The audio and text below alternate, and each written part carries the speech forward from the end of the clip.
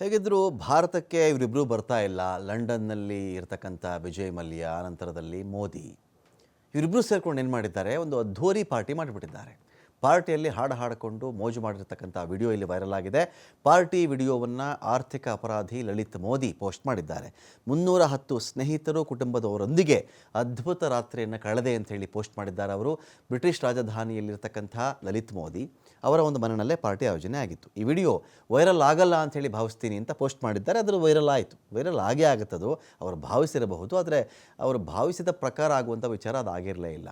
ಪಾರ್ಟಿಯಲ್ಲಿ ಮಾಜಿ ಕ್ರಿಕೆಟಿಗ Chris Gayle ಸಹ ಭಾಗಿಯಾಗಿದ್ದರು. ಇವರೆಲ್ಲ ಒಂದು ಕಾಲಕ್ಕೆ IPL ಶುರು ಮಾಡಿದಂಥವರು. ಅದರಲ್ಲಿ ಕ್ರಿಸ್ ಗೇಲ್ ಆಟಗಾರ, RCB ಆಟಗಾರ, ಲಲಿತ್ ಮೋದಿ ಇದರ ಹಿಂದಿನ ಪ್ಲ್ಯಾನ್ ಮಾಡಿದಂಥ ವ್ಯಕ್ತಿ.